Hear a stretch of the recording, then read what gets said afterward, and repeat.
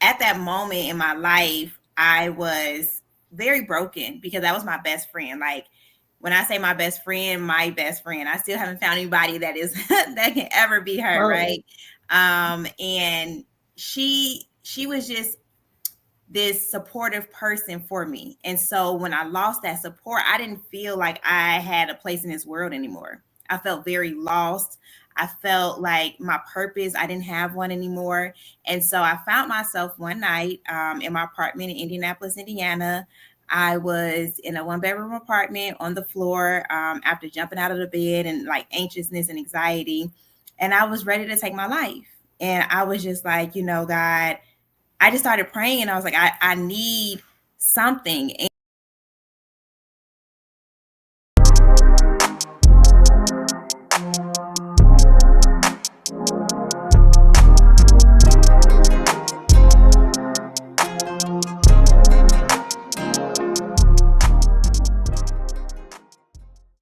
Style Crew, we are here in a new year with a new season, a new episode, a new guest, and I am so excited to talk about this topic. And I thought this would be a great way to kick off the series for the new year. The topic that we're talking about today is pursuing a vision through fear and adversity. And the reason I thought that this is important is because each time we have a new year, we have new opportunity to explore new things, new relationships, new career paths, just a myriad of things. But after the newness of the new year wears off, it's easy to get discouraged or push those things by the side. But with the help of our guest today, we're not going to do that. So I want to start by welcoming Shannon. Yeah. And her business is Peace Over Problems. She is a motivational speaker. And we are so excited to have her here. So I want to welcome Shannon in by reading over her bio. Shannon, Mrs. ChoosePeace Williams, is a motivational speaker who empowers women to overcome worry and embrace peace through faith. After losing both parents to cancer, she found healing and adopted the mantra peace over problems. Rooted in resilience and spiritual growth, Shannon inspires others to choose peace in the face of life's challenges. Her mission is to show that peace is always an option, no matter the storm. So, Shannon, I just want to welcome you in again. After reading over your bio, I have no doubt that the listeners will want to hear more about your story and your journey to motivational speaking, especially considering it involved the loss of two such significant people, such as your parents. Mm-hmm. Any type of loss is not easy to navigate, but especially when it's your parents. Those are the people that have guided us and, given us life. So I just want to first welcome you in and and give you the opportunity to start by sharing your story that led you to becoming a motivational speaker. Yes. Well, thank you for having me. I'm so excited for this conversation that we're going to have today. I know the audience would definitely find something in this conversation to bring them peace. And that is always the goal for me. But as you said, yes, I'm a motivational speaker now, right? Like me embracing that now is sometimes even, I laugh about it. Sometimes it's like, wow, I'm a motivational speaker, but I am, right? And that came about after losing my mom, my brand in general, Peace Over Problems, right? I lost my mom at the age of 29 in 2015. And, at that moment in my life, I was very broken because that was my best friend. Like, when I say my best friend, I still haven't found anybody that is that can ever be her, right? And she was just this supportive person for me. And so when I lost that support, I didn't feel like I had a place in this world anymore. I felt very lost. I felt like my purpose, I didn't have one anymore. And so I found myself one night in my apartment in Indianapolis, Indiana. I was in a 1 bedroom apartment on the floor after jumping out of the bed and like anxiousness and anxiety. And I was ready to take my life. And I was just like, God, I just started praying. I was like, I need something. And I tell people this is like, I knew I wasn't going to take my life because I went and got a butter knife. Like, what was I really about to do with a butter knife, right? But, in my head, I was going to do But something. even the fact that you had the thought Right. is Exactly. alarming enough. Exactly. Mm-hmm. And I knew like I didn't want to choose to take my life, but I knew I wanted to be with my mom as well. And so I'm like, God, I need something. I need some relief in this moment. And I was like, I just need peace. And literally, I felt he spoke to me and was just like, I'm going to give you peace over this problem. And literally after that day, I started saying that, and people would talk to me about certain things. And like, I'm a crafter, and I would craft stuff, and I'd be like, my brand is Peace Over Problems. And they're like, oh my God, I love that name. And, I tell the story, and people are always like, we need that. Like, people say faith over fear. They're like, no, we need peace over our problems. And I'm like, that's really how you could tackle your problems, is if you are in peace, because you can't do anything from a chaotic state. You can't do anything when you don't have clarity. And so for me, it was the peace that helped me overcome and deal with and get a grip on my life and where I wanted to go in my grieving process of losing my mom. So you said a few things that I want to touch on that I think are really important. So the first thing is that, again, I'm extremely sorry for the loss of both of your parents.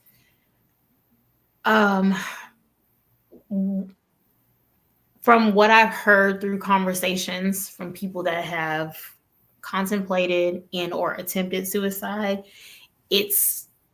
and I'm interested to hear your feedback on this. Mm-hmm.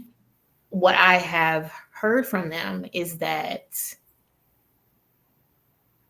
to tie it into what you said of like, I didn't really want to die because you grabbed a butter knife, but it's more so like there's in the moment or in that season, they're not able to see that there's another solution to resolving that pain that they're feeling. Correct. Would you describe your experience as that? Yeah, I would. And that's why Peace Over Problems is what it is today, because I want to encourage people to choose God's eternal peace over temporary problems. Like I knew that was just a moment. I knew that there was more life for me. I knew that I would begin to, feel better and be able to live a life without my mom. I knew that, but at that moment, it was so hard to see that. And that's where I was. I was just like, I don't have anywhere else to go. I don't have any more life to live. This is it. But when I, again, I love to say God is really a comedian, right? Like he makes us do certain things that we have to laugh at ourselves. Because me going to grab the butter knife, that was the laughable moment for me. It's like God was like, okay, I'm gonna allow her to think this, but I'm not gonna allow her to act on it. So she went and got a butter knife, right? Like I'm gonna defer her. Like I had so many other knives in the kitchen, but I got the butter knife, right? And so I feel like that was also God's hand and presence in my life, me grabbing something that was dull. And because he knew that he had more for me. And because of that, I knew at that moment that there was more for me too. I knew that my journey wasn't supposed to stop right there. And I've encountered other moments where the enemy definitely tried to attack me and attack my peace and make me think that without my mom, I'm not supposed to be here, right? I remember even being in traffic in Atlanta a few years ago, and I had a panic attack out of nowhere, and the worst one I've ever experienced. And it was even God's voice and my mom's voice that I heard at that moment say, he's not done with you. So it's those moments when you get quiet, like right before you think it's about to end, that he comes in and he literally saves our lives. And it could be the quietest moment and the smallest whisper and the lightest, like, whisper that we can hear. And that's, for me, that's what it was. And I really pray for other people that may experience those thoughts, that they just be still for a moment, and allow God to move in their life, because no one is meant to take their life. We're not supposed to end our lives. Only he has that ability. I received that, and I'm grateful that you're one willing to share your testimony, um, as a way to release that from you, because that's a moment. It's not definitive of who you are. That's an Right. experience you had that has gotten you to this point, which Yeah. is your ministry. Hmm. But also just to shed light on someone who may have felt that, or maybe in this moment right now feeling that, because even in a new year, it's still easy to carry those feelings if you haven't been able to um, find resolve and get to peace. So, Yeah. one thing that you touched on, you mentioned that um, temporary problems. And Hmm. so, I want to give you the opportunity to help someone who may be in a season of grief, because when you lose a loved one, it's permanent. So, Hmm. what helped you come to the conclusion that even though physically on earth my mom is gone, but this is temporary? How did you resolve that to get to a state of peace? You know, having conversations around death can always be very hard with others who may have not experienced such a great loss.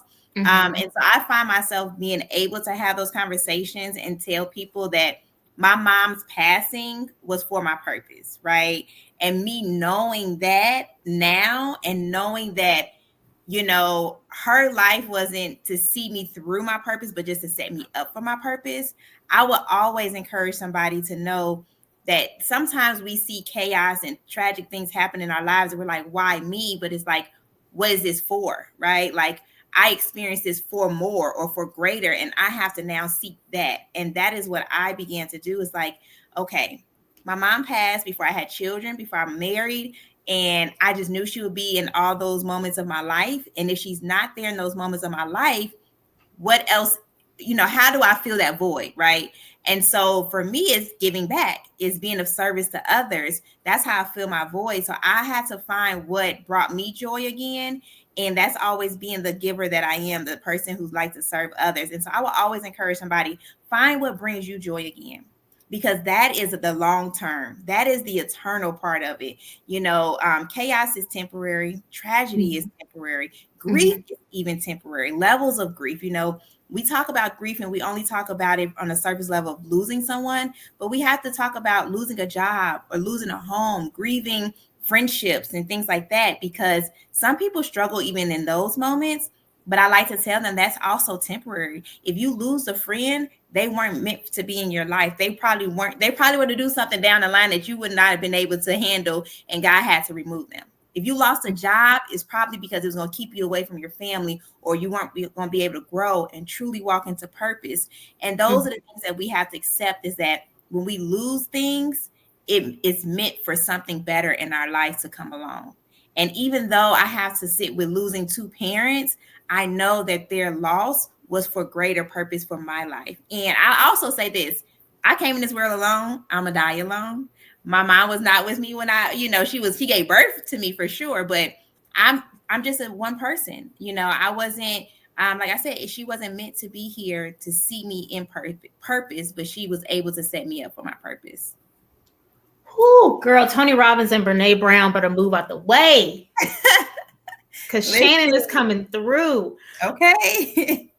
No, I'm really inspired by everything that you're saying. And the other thing that I wanted to ask you, from that moment that night where you were heavily contemplating taking Mhm. your own life, after you had that encounter with God, did peace come to you instantaneously? Mhm. Okay, you're shaking. Okay, so tell us. Yeah. So, can you describe that journey to peace after Mhm. that moment? So I always tell people, the person that they see today, the calm, the very like, peace filled person is not who I always was, right? I didn't care. I'm gonna tell you how I feel, all those things, right? Mm-hmm. And so that was a journey, but I made the decision that I no longer wanted that part of my life. I had to shed old habits, old mindsets, old ways. Like, I just had to let go of the things that I felt were almost like dead leaves on my tree, right? Okay. I had to release those things in order to receive the peace that I now have. And it, which means that I had to change perspective on things. Like I had to view life almost totally different. And so when I was back in Indiana, I would definitely be in my word, definitely going to church. And the crazy thing is, it was a church that I started attending in Indianapolis that when I first went, I was like, I'm never coming back here. Like the pastor went on and he preached around the word. And I was just like, I don't even know what the message was.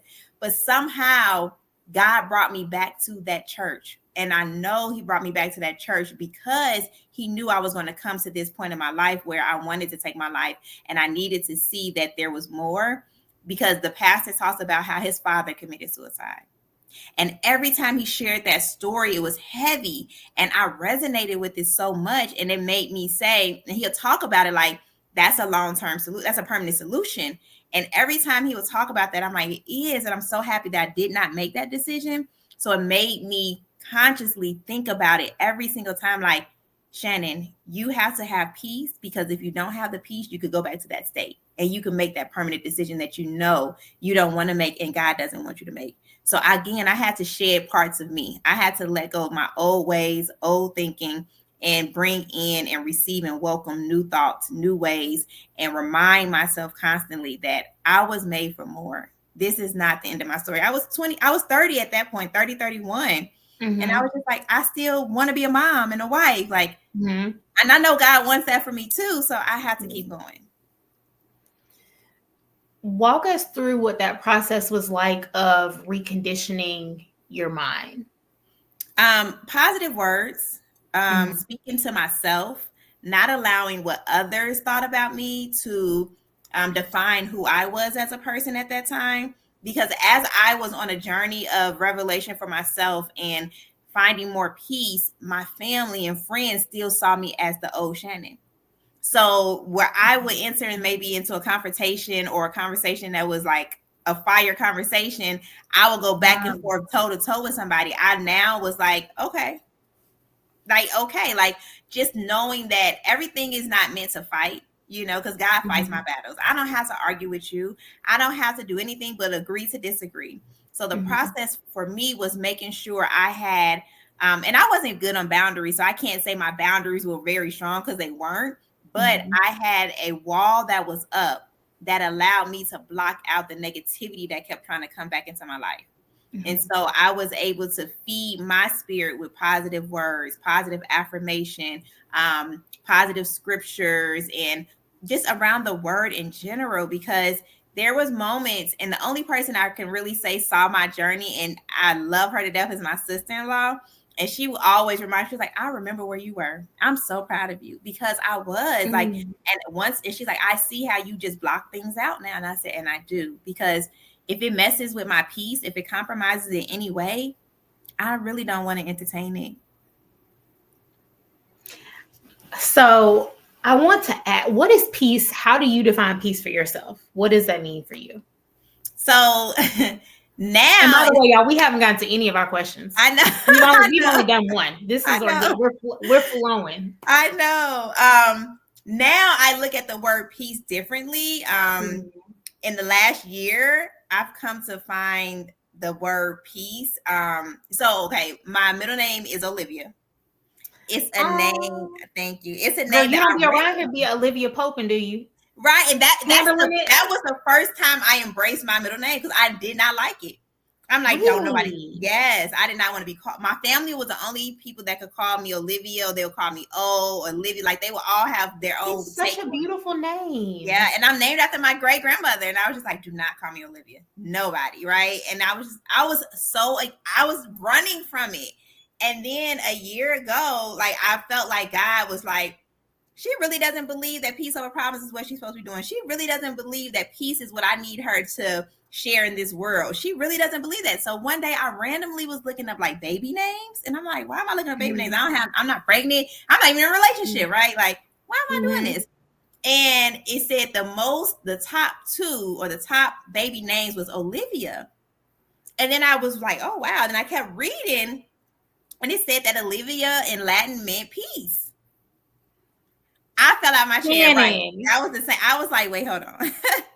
So peace over And you problems. have been running from embracing that. Exactly. And it's been with me since birth. It's been with me since birth. The peace has been with you since birth. Yeah. And once you surrender to, now don't let me Yes. put words in your mouth. I'm just telling you what I'm Yes. feeling in No, this for moment. sure. But Yeah. once you surrender to that and Yeah. embrace the peace, Yeah. here you are, this Here woman that I we're am. listening to now. Yes, and I'm all about peace, and I thought that was so crazy. So now I'm like, when people are like, "What's your name, Olivia?" It means peace. You know, like I'm now proud to say it and all the things, but for a long time I ran from that, and so it made me gave a different take and a different definition for the word peace for me. You know, before that time, peace for me was just not allowing the smallest things to affect where I'm going, to affect Mhm. what I'm doing. You know, and that could be, you know, I live in Atlanta. This traffic is crazy. That could compromise my peace on any given day, you know? Okay. So just knowing, like, okay, that may have happened, but accepting that things happen for reasons is really where I looked at peace. You know, like, okay, Mhm. I just have to accept this. You know, I don't have the answers. God only has the answers. It's very hard for people to accept that, you know, when things go left in our lives, that okay, maybe it's something else, maybe there's a different road I'm supposed to be on, and I'm trying to do it on my own, and he's like, I need you over here. So that is for me how I define peace, is just not allowing the smallest things to get to me, and accepting that when those things happen is for a reason. But now it's like peace is just me. Like that's how I look at peace. Peace is me, and I hope I embody it and exude it in a way that people can see, like, she's really peaceful. I think everyone listening to this will resonate with that and will hear that Absolutely. in your speech, not just today, but anyone who's fortunate enough to see you speak in person. Yes. Thank you for sharing that. That come Yes. on, Olivia. Come on, Olivia. So I want to ask you, even as a motivational speaker, you are still human. So this means that you may naturally have moments when you're not feeling motivated or empowered, but what helps you get back to those moments and be able to share your overflow with others? Yeah, and you're right. We're human. I feel like even Mhm. right now in the season that I'm in, sometimes I don't, you know, even the other day, I didn't have the energy to, someone called and needed me to speak to them and speak into them. And I was just like, I'm so tired. But again, one thing about it, two things for sure. God is going to tell you something. And if you want to be where you need to be in life, you better be obedient to what he's telling you. And so I was, and answered that call. And that person thought about taking their life. Mhm. Right. And even though I was depleted in that day, it filled me back up doing what I know I'm supposed to be doing. So when Mhm. I'm not motivated, I think God sends people and assignments to me to show me that this is exactly where I'm supposed to be and doing. And that brings me back to life. That brings me back to reality. Be like, okay, Shannon, get it together. You know, Mhm. outside of that, I will always say, I love a good, you know, gospel playlist. Like that Mhm. brings me back to motivation at all Real times, you know. big. And it's so funny because I tell people I love the Lord, but I love Lizzo. You know, like I love me some It's Lizzo, balance. and you gotta have it. You have to have it, you know. Yeah. And listening to some of her songs are empowering for me. Mhm. And I love how she, you know, sings these songs, because it's about empowering yourself. So I have to pour back into me. When I Mhm. feel that so many people have taken away from me, I have to speak back to Shannon. Yeah. And so I love music. And so music Yeah. will always bring me back to feeling motivated and like I got this, you know, outside of reading the word. But it's definitely going to be music for me that brings me back. If I'm not doing assignment. Yeah. What is your go-to gospel song and your go-to Lizzo song? Oh, that's good. So my go-to gospel song is right now is Joy, the Choir Room. I Mhm. love that song. Like it's like a hype song, and it makes you say, like, I used to be stressed, but now I wake up every morning blessed. Like I'm Mm. living my best life. Like even when I think that I'm not, even when things are crazy, like I don't have nothing to be worried about. I don't have nothing to complain about. Like I'm here. I am still alive with breath in my body. that's a blessing in itself. So it's like, I got joy. I truly have Mhm. joy, right? And I would say my favorite Lizzo song right now. I love the album Special. So I would say Mhm. every song on Special. Mhm. But let me see. That song that she has, and I'm horrible with names of songs, but It's all good. um outside of It's About Damn Time, I Mhm. would say it's a song that she has and she talks about like friendship. I Mhm. love that song because I think that I'm setting a new definition for friendships in my life right now and what that looks like. And so I Mhm. like that song because it makes me say, okay, I got me some, whether they holy or not, I got me some good people that are supporting me. Yeah. My go-to gospel. So Yes by Shekinah Glory. And I'm Mhm. I'm probably butchering the name, but I've loved that song for years. And it's Mhm. that one and Goodness of God by CC Winans can Yes. pretty much always bring me to tears. Yes. And right now on repeat, I'm listening to On Time God and Mhm. Gyra. Yes. Yes. Hmm. Yes.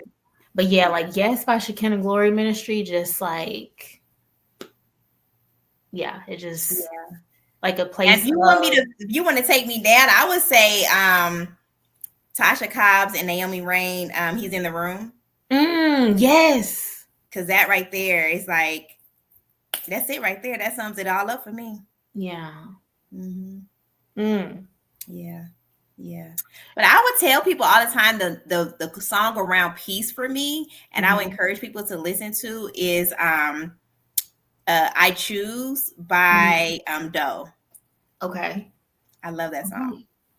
right. All Hmm. right. All right. I want to ask you something. You mentioned this, that you're in a state where you are reevaluating the definition of friendships for yourself. Hmm. So, because relationships play a huge role in Absolutely. managing and maintaining peace. So, what does that mean for you? Like, what do friendships and peace, how does that correlate for you in your life? Um, I still am, but I'm a diehard friend where, if I meet you, you're my friend. Like Mhm. immediately, Yeah. and I have a lot of real close friends that say, Shannon, everybody's not your friend. I'm like, well, why not? Like, You don't want to the be friends word with says me? to love thy What do you neighbor. mean? So this my friend, this my neighbor, so I'm doing what Yeah. God told me to do. I don't know Yeah. about y'all, but I want to get to heaven. That's how I think about it. Hmm. And so I find myself, accepting everybody as a friend, Hmm.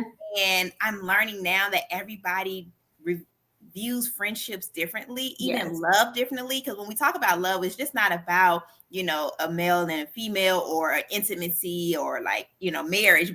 And for me, I have love for my friends. So I have to talk about Hmm. what love looks like even in friendships. And it's Hmm. very, simple for me because it's not judgmental. We're not Yeah. trying to, keep score of things. Right. So that's how I'm redefining my friendships. I'm looking at the true definition of love and I'm putting that up against the people who are in my circles. So if Hmm. there's any point where I feel like I can't grow with you, you don't support me, there's going to be a moment where we're combative against each other because I did something you didn't like and you couldn't accept it. Like, that's not true friendship for me. Okay. Hmm. And I look at that now as I'm 38, going into 39, child, about to enter 40. Like, I think smaller circles are very important for me. Hmm. And I would be one that would have so many friends. But now I'm like, I got a good solid 5. And I might even not even have that. I might have a good solid 3.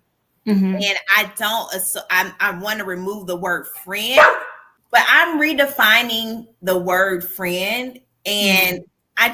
I don't really necessarily want to call people my friends. I want to call you my tribe. I want to call you Okay. my family. Hmm. I want to call you my sister, my brother. I don't Oh. necessarily want to say friend because it gets very tricky when we start using the word friends. And I feel like if I'm giving you a title Okay. of brother, sister, my Hmm. tribe, that means you have different levels in my life. Hmm. And that's where I'm looking at, people who play significant roles in my life or people who enter into my life now. And it's like, where do I put them? What level are they? I heard someone talk about that, like knowing where to place your people in your life. And that's what I'm truly learning. Is like, okay, if we just hang out every now and then maybe you're on level 1 and you aren't all the way my tribe, but you are starting to become part of my tribe. And then we could go up from there, right? And so I don't always want to call everybody a friend. An associate is just fine. It is. And you know what? I appreciate you sharing your perspective on how you classify friendships differently now. And I respect it. Yeah. I really do. I respect it. So I wanted to ask you, the topic of our discussion covers pushing through adversity to pursue a vision that's been placed in your heart. So when was the time that you had to push through and continue to pursue a vision? I would say I'm currently even doing that right now, right? Because even though I've had peace over problems, I had it more on the merchandise side. Like I just wanted to sell it as a statement on t-shirts and sweatshirts and things like that. And now knowing that my true purpose in life is to be a motivational speaker and an inspirational speaker. And I came to find that, and I would encourage everybody to go check this out, this app called Teledipity. It really just helps you know where you're supposed to be in life, your purpose. It just plays a part in the pieces that you may be trying to put together to know your purpose. And my chart read, it literally said that Shannon's wealth and life journeys will come from her speaking and writings. That she's meant to motivate masses, encourage people through challenge. Like it literally read me. And this wasn't, and I wasn't the speaker at this time. I was truly like, I'm a paralegal. I'm an administrative assistant. I just want to have peace over problems of the brand. Like that is where I was, right? Yeah. And then I saw this, and even when I saw this, I still fought against it. I was like, no, no, no, no, no. But God will continue to put you right where you need to be when he puts a vision in you. And that's where I had to come in terms with and say, okay, God, it's not my vision anymore. It's yours. So knowing that my vision isn't my vision, but it's God's vision given to me, I just keep going. I just find ways to create spaces where I'm able to speak, create spaces and assignments and encounters with people where I'm able to motivate, because I know that's what I'm supposed to do. And when it gets tough and it gets hard, and trust me, it gets hard. It is not easy walking in your true purpose, because there's going to be moments where you feel like this the ghetto.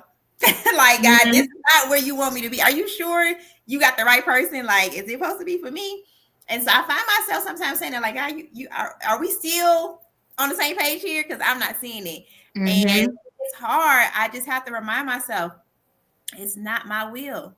It's not my purpose. It's truly his. And it's for a greater purpose, which is the kingdom, right?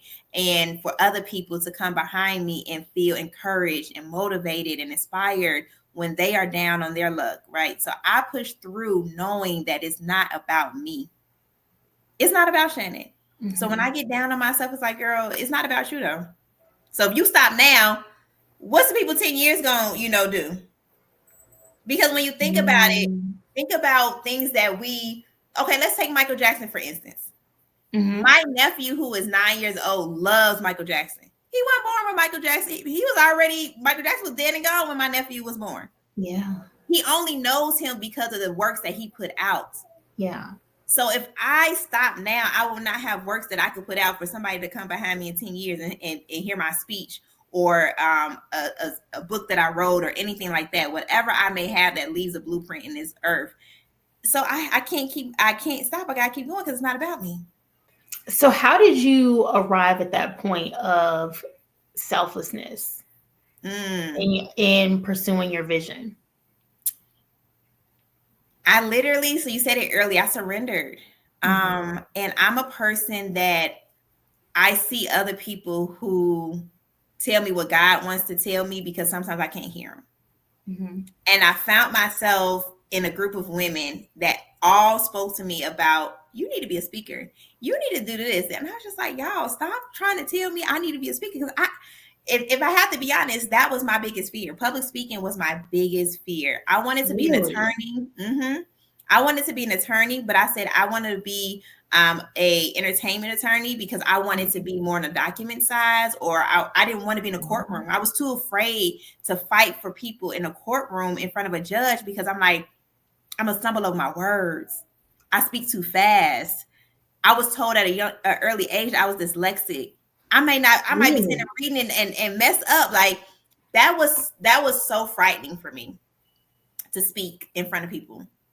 And to be here now, pushed to speak in front of people, is it still scary? Yes, but I love it. I love it where I'm at. And if I had not gotten over that fear, if I had not done the work, if I had not self reflections, and really sought purpose, like I don't think that I would be a speaker today. I would have been doing something that I probably don't enjoy, and I probably be mad. But now, even in the hardest moments, because like I said, it gets hard. Storms are going to come, and they can be downpours. They could be a light sprinkle some days. I never know. But now that I am in purpose, all those storms that I come across, I know that I could get through them. I know that the rain's going to stop, the lightning and thunder is going to stop, it's going to give way, and the sun is going to shine. So it's okay because I have joy in all this. Like I tell people a lot of the times when they ask me, like, how are you doing this and not working like a job? Because I'm so fulfilled. Even when I'm sitting here about to cry and break down, I'm still fulfilled because I know where my mental state was when I was working at a 9 to 5, and I know where I am now and how peaceful I am in my spirit doing something that I know God is telling me to do instead of doing what Shannon is trying to tell herself to do. Well, you covered the next question, which was going to be what motivates you to push, and you've outlined it all. And it seems like, one, identifying that it's a vision that God has placed on your heart in Mm-hmm. order for, and pushing through in order for him to get the glory and other people to be blessed, because ultimately that's why he Mm-hmm. wants the glory, so that other people can be blessed Yeah. and witness your testimony, and because there's a reason why he gives you these visions. Listen, it is. And I also feel like my parents passing can't be gone in vain. Like they birthed me for Mm-hmm. something. I can't just stop because they're no longer here. I have to keep going because I have a legacy now to leave. Like they left me, right? And so I have to keep going. But the other thing that I wanted to say to that and what you just touched on Mm-hmm. is the vision that he gives us. I feel like he gives, everybody may have the name Shannon. A lot of people may have the name Jessica, but no one has our calling. No one has our calling. No one is here to do what another person is meant to do. Like we all have our own callings, our own purpose in life.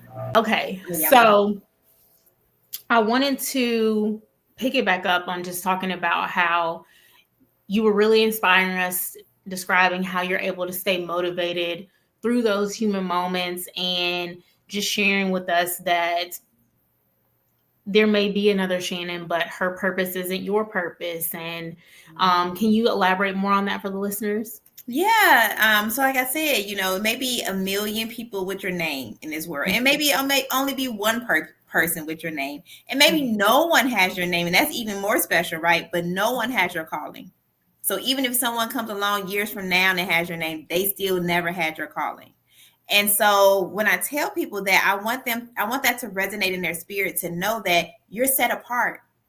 McDonald's is Mm. McDonald's and Burger King is Burger King. Even if they right next to each other, they still produce what they need to produce for their audiences. So I'm here for my audience. Someone else who has a name Shannon is here for their audience, and they're not the same. And because I know that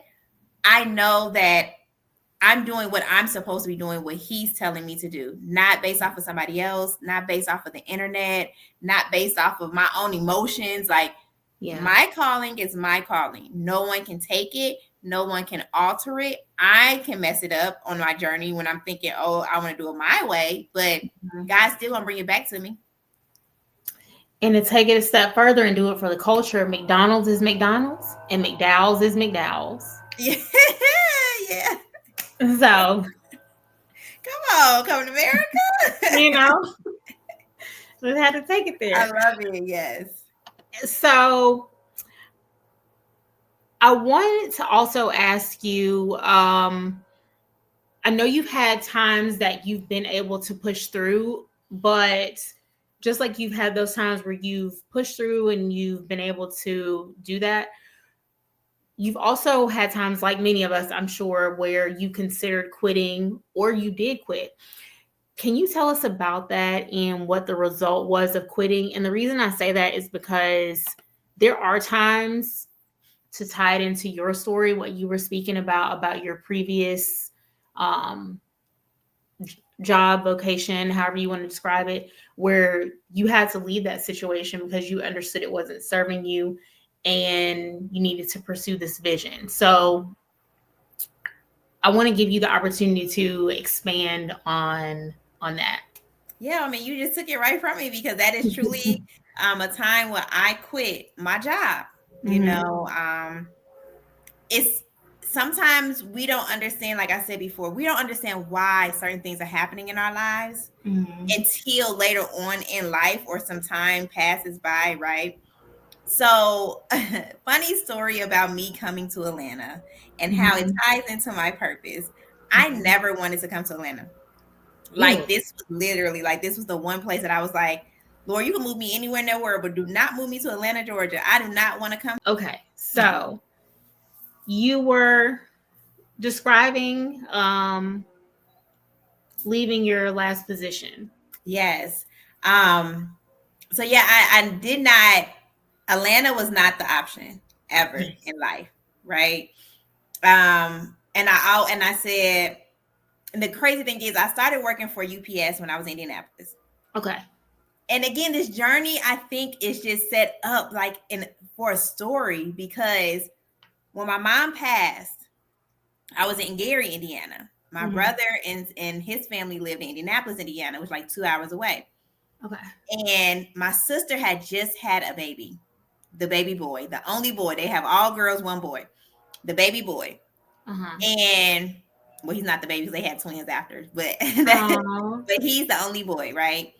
And it came a point where she was about to go back to work, and she was just like, I gotta pay for daycare. She started telling me how much it was. I was like, girl, that's a lot of money for a child to go to daycare. I mean, like to have, It's what? expensive. Yes.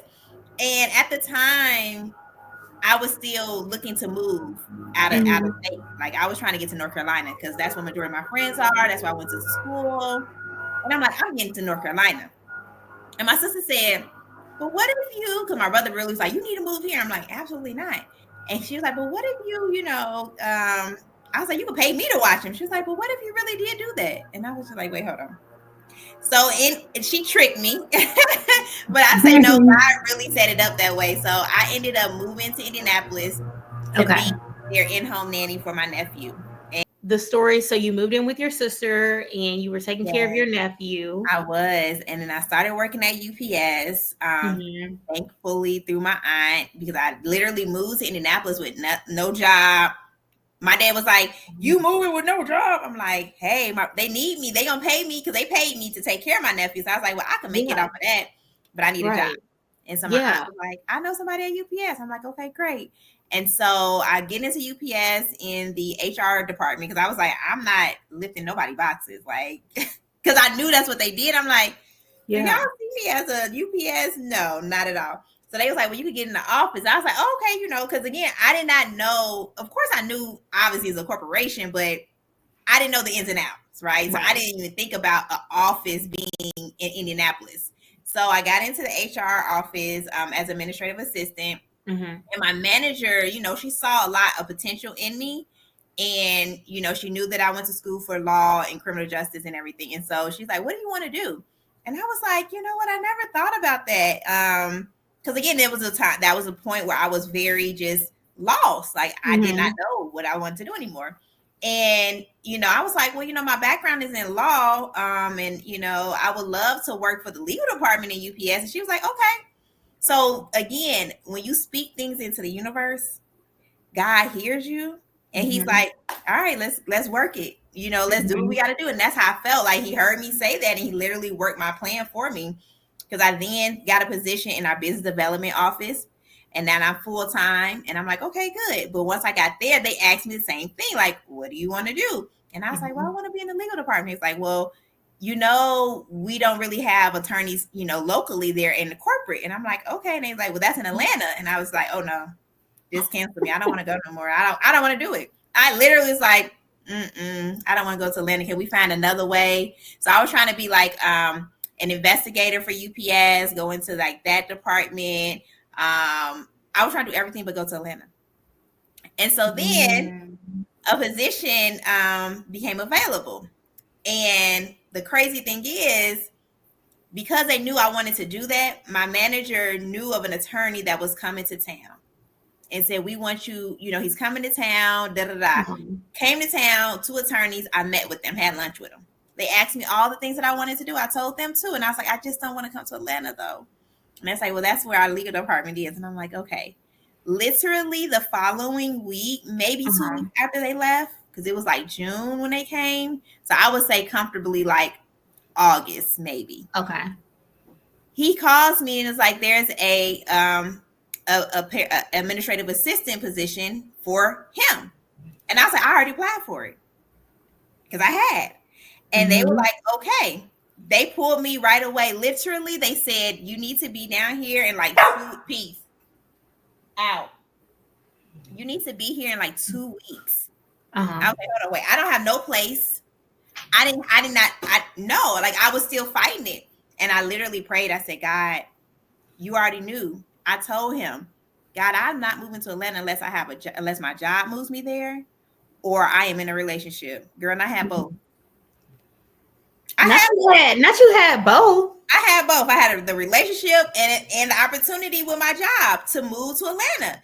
And so I Yeah. said, "Well, I guess I'm going to Atlanta." My cousin came down with me to find a place, and literally that following week, I was packed up and moving to Atlanta to be in the legal department for UPS, right? So Yeah. I looked at that story and I'm like, there's something for me in Atlanta, obviously, because I was Mhm. against it. I said, these are the only way I could come. God made sure I had those things because I broke up with my boyfriend 2 months after I got here, 3 months after I got here. Like, Mm. relationship. So now I no longer had the relationship, but I still had the Mhm. job. Yeah. And then fast forward, I get here in 2019. COVID happened in 2020. Everything shut down. I'm working from home. And now I'm hating my job because I felt like it was just set up for um, not people of color and mainly females. Mm. And so that was a hard thing to see because coming from Indiana, all I saw was people of color in management. And I Oh, just knew I was going to see the same thing here or get that same type of welcoming and feeling and right. community. And I didn't. And I was surrounded by older white men that were like Mm. years in, about to retire. So they weren't trying to, I was just like, it was so stressful and Mhm. chaotic and everything. And then it ended up, so in that story, the girl who I worked with literally next to me, she was the paralegal and I was like the assistant. Her name was Shannon, but she was Mm. white. So it was like black Shannon, white Shannon, right? Mhm. Takes a temporary assignment and they put me in her role. So now I am a paralegal in UPS. And Ah. I was just like, here I am. This is where I want to be. But it did not feel good. It did not feel, I wasn't at peace. I was surrounded with chaos, stress, everything. I took a disability leave for 2 months and Really? then I did not come back. I quit because in that time I was able to say, "God, I'm not happy. Yes, you moved me here, but I feel like you moved me to Atlanta for something else." Mm. I wasn't trying to come into the city. I stayed in Sandy Springs. I was like, I'm not even trying to go into Atlanta, the city. I don't want to go downtown, nothing like that. Ended up moving into the city. Like God literally just made provisions and things happen for me in my life to where I had no choice but to find my purpose in order to be happy again, in order to have that peace. Because when I moved here, yes, I had peace over problems, but at that job, I didn't have peace.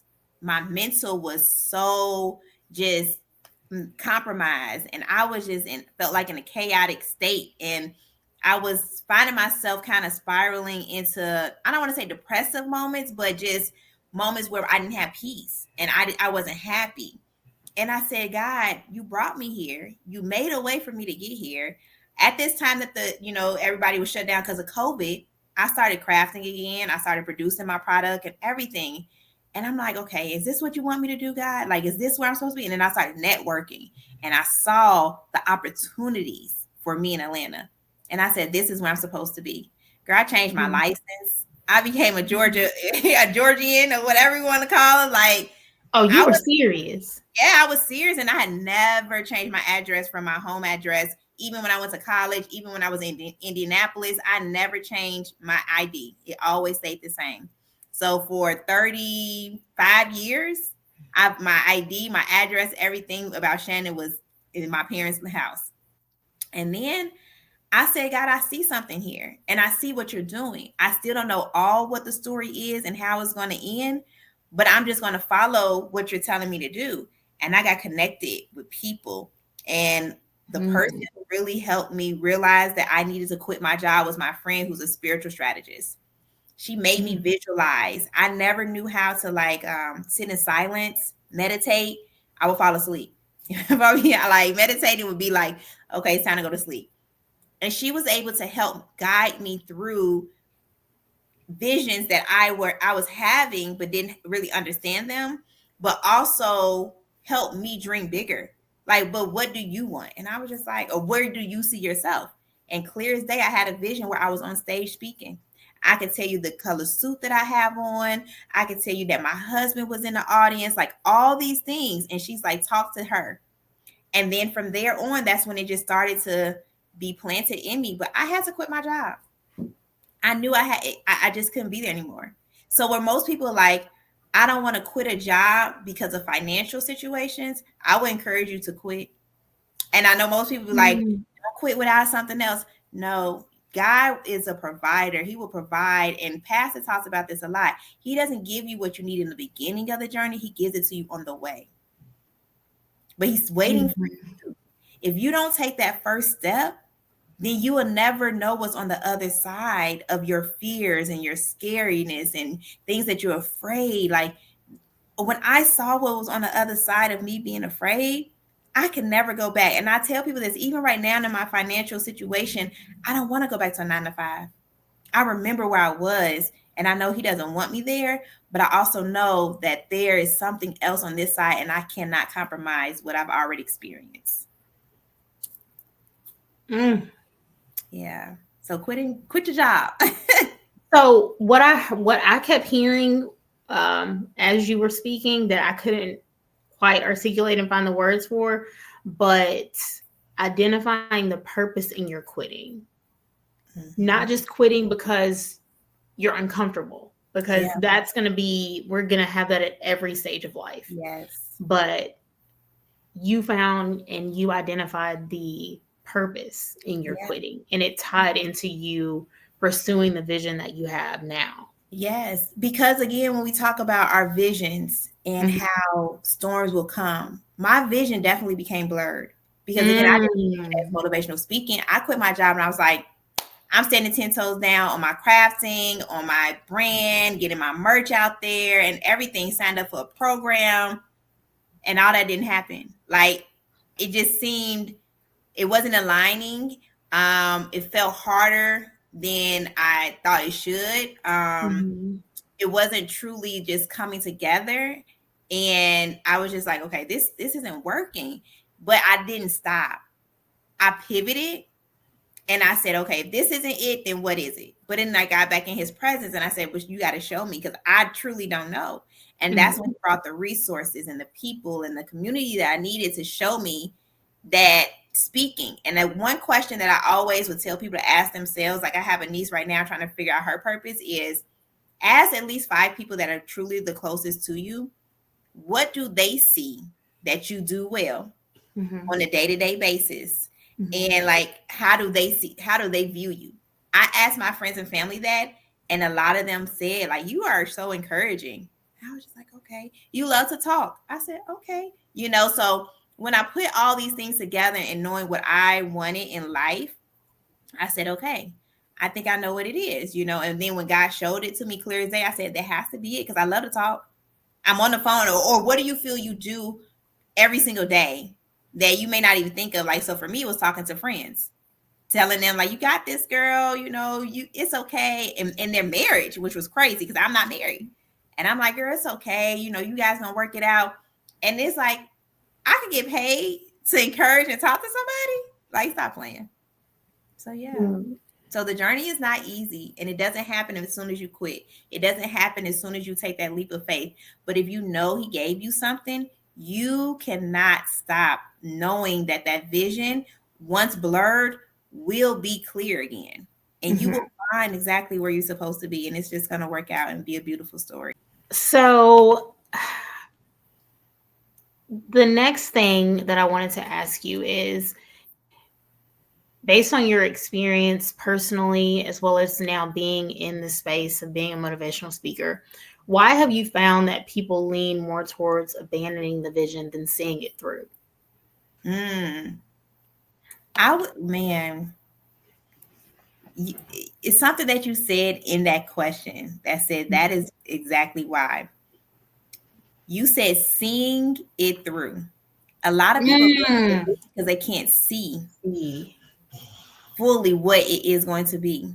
They can't see, you know, when we take our leaps and we don't know the end of the story, we stop and we abandon the vision because we don't have all the details. Mm-hmm. We can't see past step one. And it's Yeah. like he's not going to give you all the steps. Sometimes he'll give you the end and then take you back to the beginning, and you got to work your way to what you saw. And that is truly the vision, right? But knowing that you saw something at the end and saw how great it was, and you don't know what it requires of you at step 1, 2, 3, 4, and 5, people begin to second guess themselves, doubt themselves, and they can't see past the moments in which they find themselves in when it gets hard. So I would definitely encourage people to change their perspective, shift and their lenses. We go to the eye doctor, we get our eyes checked and all things like that, and you know how they have us cover our eyes and stuff like that. Like, Mhm. you may not be able to see out this eye, but this one is strengthened.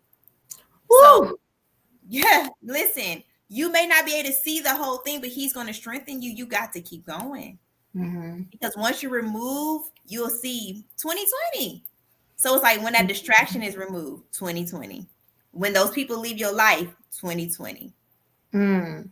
And so that can be sometimes hard because we want to hold on to certain things.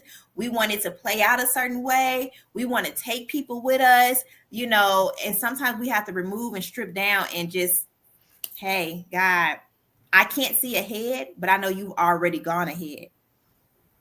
Mm. I'm gonna trust you because even though I can't see it, you gave me something, and like, God just ain't just saying, "Oh yeah, that's gonna be yours," and he playing. Like, no, he's saying that Yeah. this is yours. And so, if you believe that in your spirit wholeheartedly, you have to keep going. And when things happen, it's just there to blur your vision, and you got to be able to get through those moments and see that there's a bigger picture once you persevere and keep going. Okay. Yeah. Okay. Now I'm just taking it all in and letting you teach the people. Yeah. Um, so I know this is probably the opposite of what you share with your audience, Mhm. but are there times, and we previously touched on this in terms of your personal experience as far as leaving your last position, Mhm. but are there times when, like other examples that you can give our listeners, when abandoning, let me rephrase this, because your position, it was a part of a vision that you had for yourself, but I think based on what I'm hearing from you, it wasn't necessarily a part of the overall vision that you had for your life. Mhm. But I do want to explore with you, even though this may be the opposite of what you share with the audience, your normal audience, Mhm. are there times when abandoning a vision is necessary, even if this abandonment is temporary? Mm. I think It's necessary when it's no longer his vision and becomes your vision. Mm. So Yeah. how does that happen? um when we start trying to take hold of the thing that is only for him to control, when we start saying, okay, I want it faster, so I'm about to do X, Y, and Z because this is taking too long, so now I'm trying to speed up the process and I'm doing things that I have no business doing. And it's no longer now. And God will allow us, he gives us free will. He'll allow us to go out there. Go ahead, explore. Do you think you got it? Go ahead, you try it. You grown. Right, and you're wrong. You're gonna find out that you are. And Mhm. sometimes what people fail to realize is that makes the process even longer. Because he could have been right there the next day about to bless you with everything that you was waiting for, but you decided to take it in your own hands. So I would say abandon the vision once Mhm. it becomes your vision. Once it becomes what you think it's supposed to be, and not, it's no longer what he has told you is going to be or what he needs it to be for his kingdom and the glory for him. So Mhm. I would say abandon it when you get out of alignment. And Okay. even if it's temporary, have a plan, because life happens. When my mom passed, life truly happened. When my father passed, life truly happened, because here I was working in my purpose at that time when my father passed, and I had to literally stop, to care for him, funeral services, be, in Indiana. I was in Indiana for almost 2, maybe 3 months during the passing Mhm. and then after the passing. So Okay. my life literally stopped. Right. Thank God for remote things and being able to do things on my computer, but my life stopped. And that was a pause in my vision. But because I knew that this vision was going to come to pass and that God was going to show me that this was my purpose and this is where I would be walking in, I had to sacrifice the now Mhm. and really just say, right now, my family needs me and not my purpose, Mhm. because it's going to be there. It's not going anywhere. Ah. It's Okay. not going anywhere, and God knows every journey of our life. So he knew I would lose my father that moment. But Mhm. I think that he knew with the loss of my father would test everything he was building in me. Hmm. And I felt that strongly because when my father passed, people were worried about me, like how I was when my mom passed. But I really embraced that peace. I really embraced everything that I speak to people about when we talk about Mhm. grieving. I really did the work. I went to therapy. I was in grief counseling. Like, I did all the things to prepare me. So when life happens, it's okay to take that pause, because you have to know that you have everything that you already need within inside of you, or he's going to Mhm. bring it to you. And then he's going to restart that vision once he sees that, okay, my child is better, she's strong, we back on it. Like, yes, but you cannot lose sight of that vision. You cannot lose sight of what he's giving you, because the pause can be a day or two, 2 months, 2 years. We really don't know. But I think in any pause, um, and I like how when we say pause, it makes me think about a movie, right? Mhm. And when we pause the movie stops, but we may run to the bathroom real quick, run and grab something to eat, right? So the vision may pause, but we still have the opportunity to still pour into the vision, even though it's not moving, Hmm.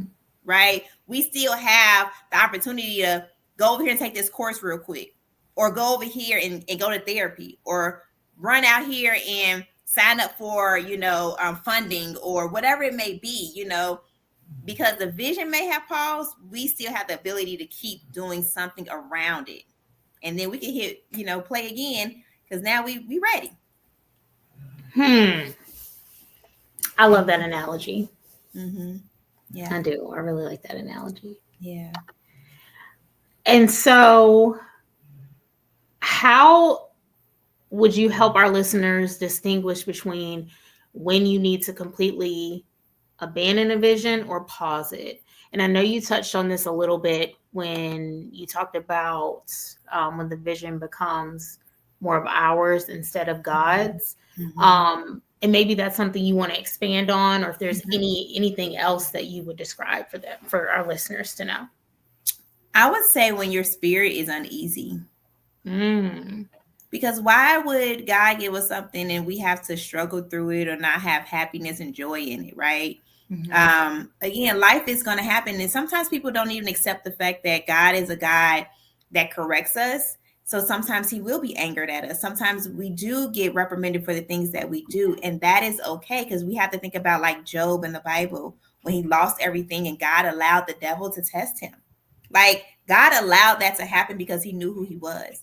So God is going to allow certain things to happen in your life because he knows who you are. He knows that you are able to get through this. He knows that you have the capabilities and the skill sets or the resources or the strength to overcome and endure a tough season, right? Mhm. And so I would say that abandoning and pausing the vision is sometimes okay, and you are exactly where you need to be. He's giving you exactly what you need. And don't be afraid to go through trials. Don't be afraid to go through those hard moments, because it's all preparation. Mhm. And when you can't accept that, you have to say, okay, I okay? Is my spirit settled? Do I find joy in doing this? Do I even sit for a moment and say, let me sit in stillness to hear his voice, but also to visualize what my Mhm. life, what I want it to look like. And I don't want to say what I want it to look like God is not in it, because I Mhm. feel like in those quiet moments, he's there with you and he's Right. helping you think it through. He's Mhm. helping, showing you exactly what you're asking for. So if you're saying, God, show me every area of my life where you're at work, and you sit there and he shows you. Now he showed you something that you may be like, man, I'm going to be there. I'm going to do this. And it's like, yes, I'm showing you now because I need you to keep going, because it's about to get good. And something I love Tasha Cobb say is, don't quit before it gets good. Hmm. We can't quit before it gets good. We don't know what's about to happen. We think that this is it, and it's like, this isn't. If you wake up every single day, there is an opportunity for you to see your blessings pour down on you. That is so true. Yeah. Just give it one more day, and then when you One give more, it one more day, it'll motivate you to give it another day. and then And another then day. before you know it, you've given it another week. And then Hmm. before you know it, you've given it another month. And Absolutely. then before you know it, you look back and you're like, I'm a year in on this. Listen, my friend, literally, I talked to her today. She said, Shannon, you inspire me. You know, you've been out of your job for 2 years. I said, dang, I have. Oh I wow. have. I'm like, man, it's been 2 years. Yeah. That's a blessing in itself. It really is. Hmm. And God has sustained you. He has sustained me in so many ways. Like, wow. Yeah. It's been rough, but I didn't go back. I haven't given up. I haven't folded, right? I pivoted. And Mhm. that's the key. When you walk away from certain things, you can't fold in the journey. You just have to pivot and say, okay, let me just try it on this way over here and see if that works. And again, Mhm. go back to him every single time and say, guys, show me something else. If this didn't work, where do you need me now? But Right. do not give up on what he's given you, and do not give up on yourself, because our limited beliefs are stopping us from our unlimited breakthroughs, our unlimited successes. So if we're not believing it for ourselves, and our belief system is everything, if we don't believe it for ourselves, then who's going to believe it for you? I can't. And everything is going to flow from that. Absolutely. Hmm. With that, we've talked about pushing through in times of adversity, seeing the vision through, understanding when it's necessary to abandon the vision or pause Mhm. temporarily.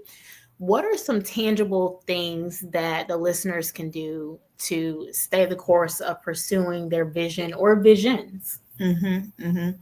Um, One, start with daily affirmations. Mm-hmm. And not only that, let me backtrack. I would say the very first thing that you have to do is have a heart of gratitude and thankfulness.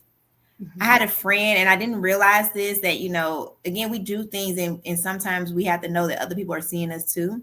So Mm-hmm. we have to be mindful of how it can affect them. But a friend said, Right. Shannon, I remember when we were when I was in Miami doing a workshop, and she was like, every morning you woke up and you said, thank you, God, before you even, put your feet on the ground. And I said, no, absolutely. Yeah. Because he didn't have to wake me up, and he does not have to take me through this day. So I'm thankful right now. Like, I'm just thankful. So my heart of, my attitude of gratitude is very important. So I will give that to the people. Like, have a attitude of gratitude. Be thankful in every situation. That's the first thing. The second thing I would say is daily affirmations and pouring back into you. Because you have to be strong enough mentally to overcome every challenge that's going to come your way, because it's going to come. Because when you start walking in your purpose, doing exactly what you're supposed to be doing, it's not an easy thing. And it's something that you'll find things are happening left and right, and it's making you question what you're doing. It's questioning your gifts. So I would say making sure your mental is strong by pouring back into you, because no one else can do that for you. And the third thing I would say, really write the vision down and make it plain. And I know that's so cliche, and I know we talk about that in the Bible. I know people say, okay, yeah, but no, but truly write the vision down and make it plain. Tell God exactly what it is that your heart's desires are, because he's going to align his will with yours, and you'll see those things happening.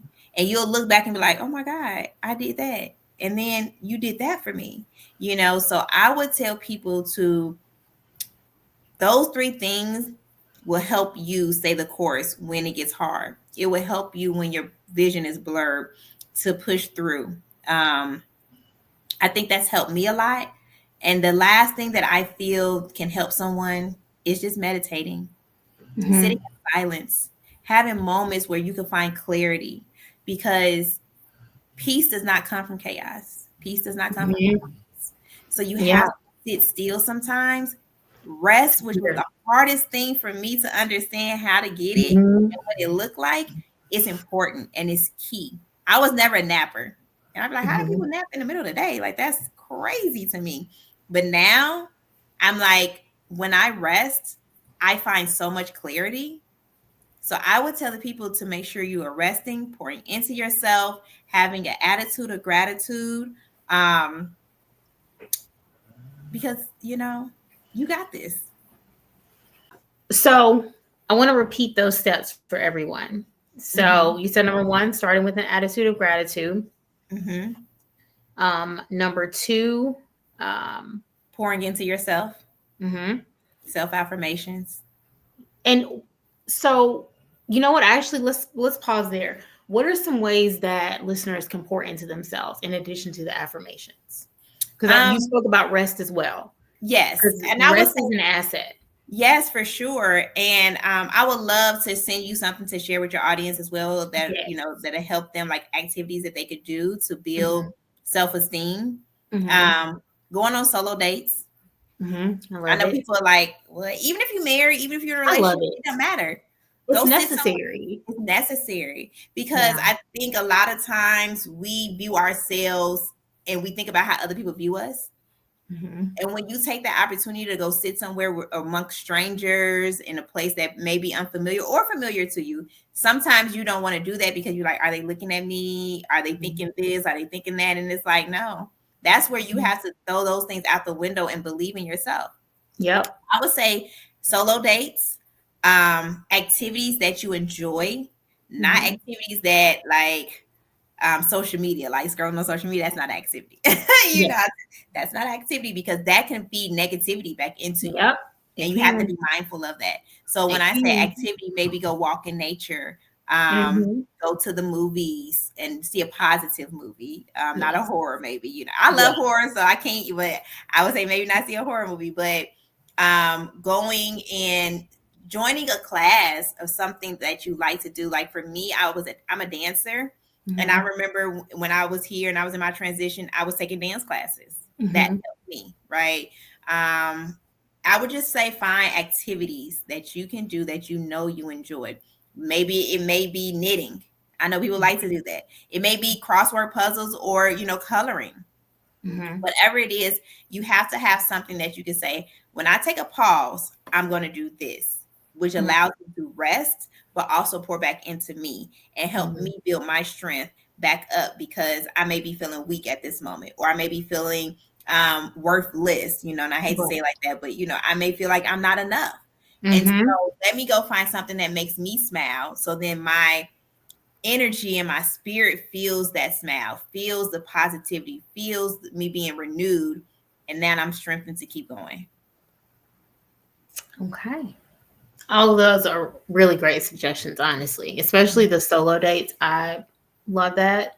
Mm-hmm. I really enjoy having a beach day by myself. I love going to the movies by myself. There is a restaurant here that I love that has dollar sushi Monday through Friday for an hour, and they have it all day on Thursday. Mm-hmm. If none of my girlfriends are able to go, I will go in there, and those people know me Mm-hmm. when I'm in there for my dollar sushi date, and I'm not ashamed, and And I'll you run it up until the time ends. exactly right, because that's like a soft girl era feeling, right? Mm-hmm. That's a luxury feel for you, right? That's something Mm-hmm. that I could be like, I feel rich when I do this. I feel Yeah, great when I go do this. Like yeah, I'm like, I am who I am when I'm walking in there and get my dollar sushi. You hear me? that part. So yeah. That part, all those things, it's really important. I don't minimize it all. And I'm someone who emphasizes the importance of relationships and community, but it also is important to have those moments by yourself, like you said, so Mm-hmm. you're not focused on anyone else. You're just able to be still. And during that time, you never know. God could share some creative things with you, or it's just a moment to just rest. You're not focused on conversing with anyone else, pouring into anyone else. You're just being poured back into. Because those are the moments where, like you said, he will show you exactly. And it may be you go somewhere by yourself or you do that activity and then he brings someone into your life that you would never encountered if you did not do that thing. Yep.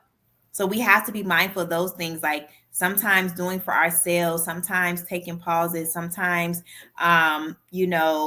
just getting out of our comfort zone, our box that we just try to stay in.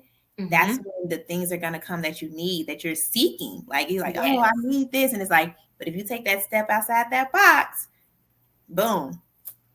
And There it's you hard. go. It's sometimes Yep. hard, It but is. I encourage people to not be afraid of fear anymore, but embrace it, because Mm. fear really is like a stepping stone in your purpose. It's not meant to stop you, but it's meant to promote you. Hmm. Mm-hmm. And how would you encourage someone to embrace fear? By changing the definition of fear. So a lot of times we say false evidence appearing real, but I like to change it and say fight everything and rise, Mm-hmm. or fight even after the ruins. Hmm. And that's it. We have to change what fear looks like for us. And that's truly how you can overcome it. Because once you see that your fear really is just something that is, something that you're telling yourself is Mm-hmm. real and it's not. Fear Huh. truly is something that we place, and it could be, moments where we have fear just because we're comfortable and complacent, not because we're truly afraid of doing that. It's just because I'm comfortable here and I don't want to shake up nothing and go over here. That's where our fear can come in, right? And so Right. that's why I tell everybody, you have to, and I know I said fight everything. I meant to say face everything and rise. Mm-hmm. You got to face it, face the challenges. You find strength there, you find peace there, and you find Mm-hmm. purpose there that you may not ever known that you had. What would you say to the person who challenges that by saying, I can't find peace there. That scares me. I'm peaceful where I'm at, not being scared. What would you say to encourage that person? That you set yourself up already when you said I can't. Mm. How do you know? How do you know? And that's real. I literally just had a Mhm. conversation with a friend who was calling me about a position that she wants, but she was like, but I don't know if I really want. And I said, what's the problem? She was like, but I don't think I can. I said, hold on. Why are you thinking about what you can and can't do when God has obviously put you where you're praying for? Like she wants to work in Mhm. the school system, an opportunity come for an interview, and she's like, I don't think I should do it. I said, girl, what? What do you mean? Is this not what you prayed for? Yeah, but I'm afraid. Like I'm like even today I talked to her. She's supposed to get the call today, so I'm gonna call her later, and I'm praying that she gets the position. But she's like, I went in that interview and they told me it was a lie. I don't think I could. I said, why do you keep telling yourself that you can't do something you're praying about? That's crazy to me. It's like that's the other part of fear. We sit here and we pray for things and they come faster than we want them to, and we're like, whoa, wait, I'm not ready. You are ready. Because again, he's not going to give you what you need in the beginning. He's going to give it to you on the journey. So you got to go. Peace agrees. Listen, amen. Peace. You're not giving mommy peace right now. She's giving us joy. Listen, okay. And she's cheering you on. She's going to be in trouble. Lay down. She's cheering her mommy on. So one of the prayers, I'm glad that you touched on that in terms of thinking that you're not ready. Because one of the prayers that I pray, not just for myself, but loved ones, friends, like community that I build, is that I pray for increase, but God give us the wisdom to handle the increase. And so I want to share that because I agree with you. You are ready, but I just want to share that to encourage the listeners that that can be a way to prepare yourself. And and I think when you surrender to that, God is preparing you in ways that you don't even realize. Absolutely. So I agree with you. Definitely lean into it. Don't run from a blessing that has presented itself to you. If God has given you a vision and brought you to a certain point, he'll bring the resources and the things in order for you to be successful. Yeah. We're not worth his reputation. So he's not trying to look goofy based off us. So he's not going to bring you somewhere and just let you fumble. Like that's not, he's not set up like that. And I think that was the greatest thing that I heard Pastor say is that it's his reputation. So all I gotta do is go ahead and do it because he ain't trying to mess up his reputation. So I was like, okay, that's let me go apply for some stuff because it's about to be his reputation. Yeah. You know? So yeah, I love that. And I love that prayer too. And I'm gonna start saying that for myself because wisdom is definitely what is vital. It really is. You got to have it. And I like that you said that because it made me think about how we view faith sometimes. And when people talk about faith the size of the mustard seed and things like that, it's like we got to go a little bit deeper because I had this girl I was on a live and we were talking about it. And she was like, we all don't have faith. And I was like, no, we all have faith. Like, it's not something that just comes to us. We have faith because when you woke up this morning, you already had a plan that you set up from yesterday. You're like, I'm about to do this, this, and this. So you got faith to happen, right? Even that pastor preached at the church and he said, you had faith in that chair when you sat down in it that you knew it wasn't going to break. Yep. And you sat down. You know, we have faith knowing that our job is going to be there sometimes. You know, people be like, oh, I got to go to work tomorrow. How you know that job going to be there? Because you got faith. So when you know, we have faith in the things that ourselves are comfortable in, but we don't have faith in the things that's going to make us uncomfortable. We don't have faith in the unseen. But I always tell people, because this girl said this, and I love when she said it. She said, some of y'all mamas didn't know how to make a baby. I mean, how to have to be a mama, but you out here practicing having a baby. I said, ooh, that's good, because you're right. You're not trying, you know, or maybe you are trying, but you're probably not. But you still doing what you're doing. And then the baby comes, you don't know how to be a mom. It's no handbook for that. Yeah. So step 3, remind the listeners what step 3 is. So we had attitude of gratitude, pouring into yourself, activity, doing something that, you know, brings you some type of solace.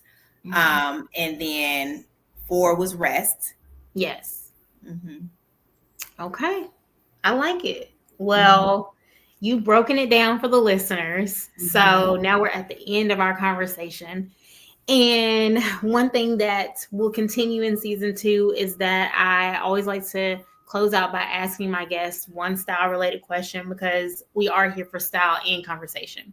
So I want to ask you, in this new year, what are some things that you're looking forward to experimenting as far as your personal style? Experimenting with? Um, honestly, I would Mm-hmm. say dressing up, not saying like Mm-hmm. dressing up like suit and tie type of dress, like formal wear, but just putting on clothes every day, even if I don't have somewhere to go. I like that. Yeah. I would say that because it's Yeah. preparing me for those moments when I do have somewhere to go. I already know what to put together, things like that. Yeah. It's not me overthinking it.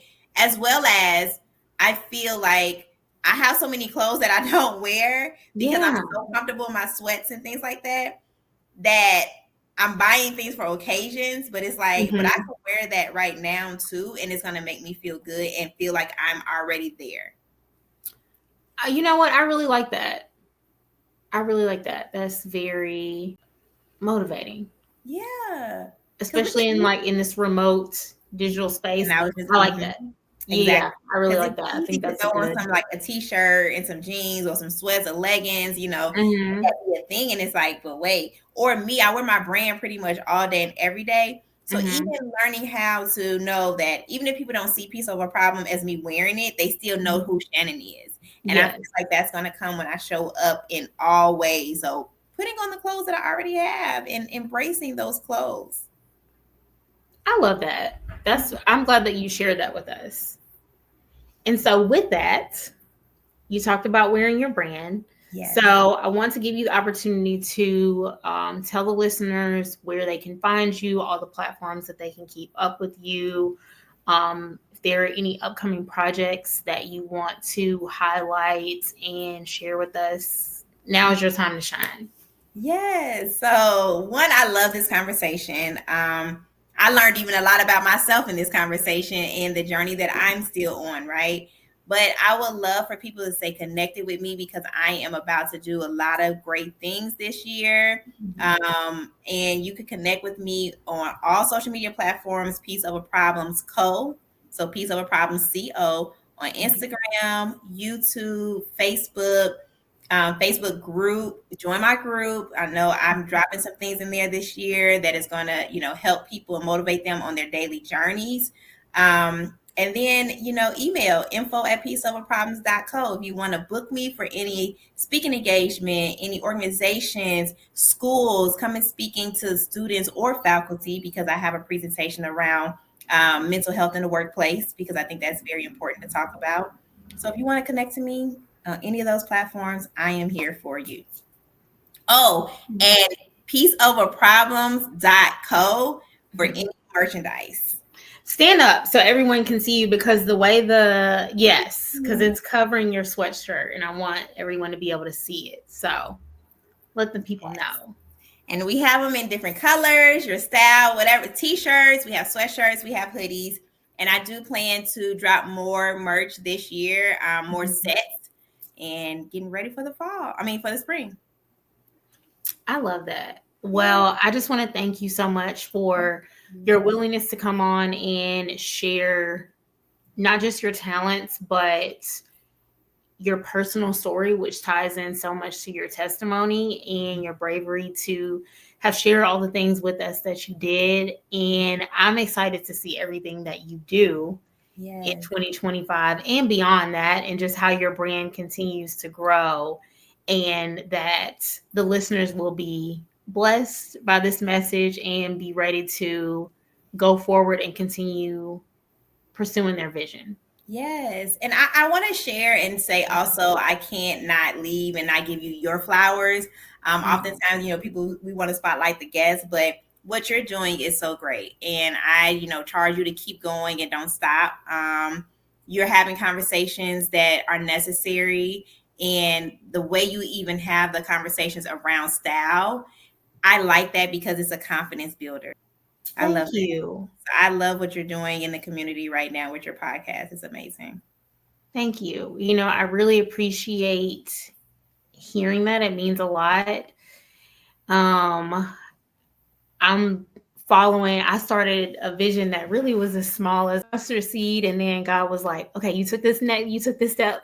So we're going to take this next step. And I was like, really? We're going to do this? We're going to talk Yes. about this, we're going to continue to talk about my faith walk, and we're going to talk about my abortions and Yes, all the things on the yes, podcast in public. Okay, let's do yes, it. So, yes, yes. And and I love that for you. That is such inspirational, inspiring in itself, because so many people are afraid to share stories. They're afraid to be vulnerable, and you give us a platform where we can have open, honest, vulnerable conversations, but it's still with grace. It's still with no judgment, and I love that. Even what you saying abort, I had one too, and that was something that people. Yes, when I was oh, 17. Yeah, I was yeah, 17. I went 18. Yeah, I was a senior in high yeah, school.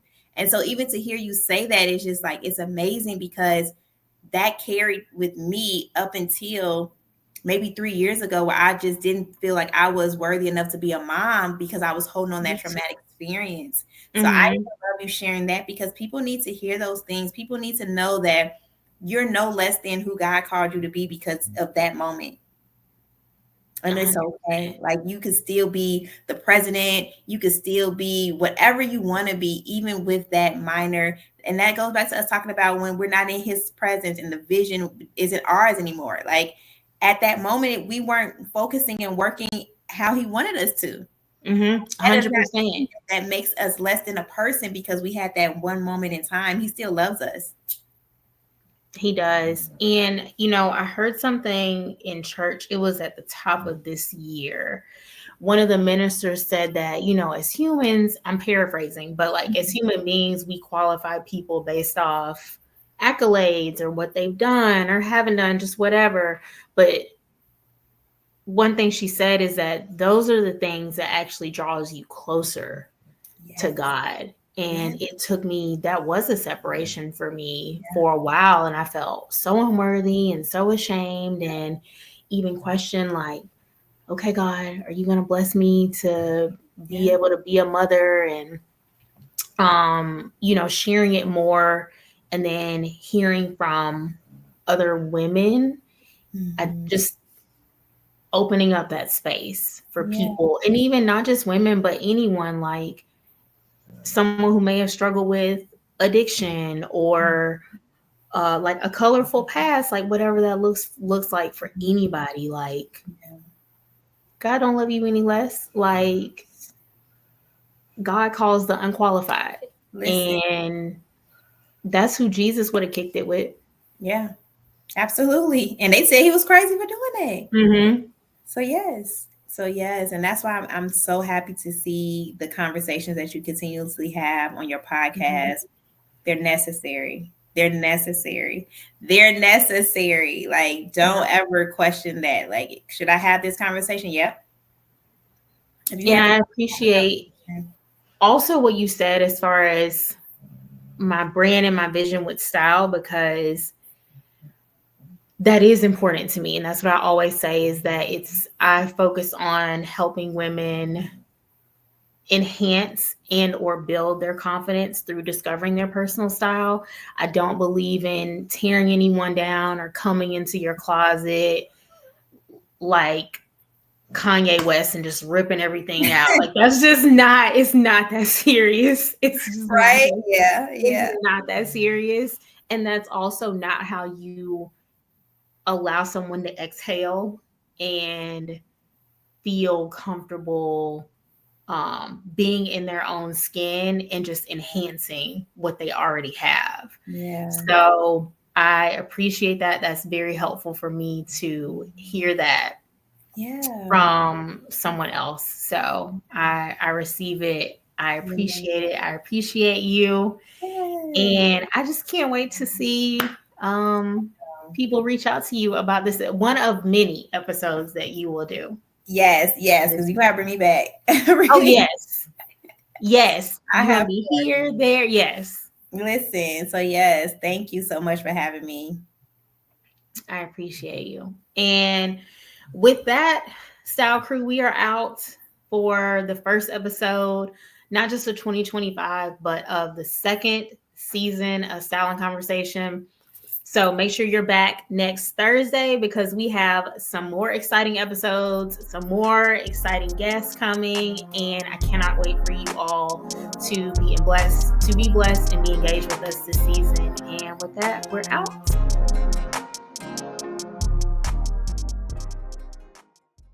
Hey, Style Crew, make sure you're keeping up with our podcast through Spotify, Apple Podcasts, Amazon Music, as well as the Podcast Index. And if you'd like to view the podcast visually, check out my YouTube channel, Styled by Jessica Lauren.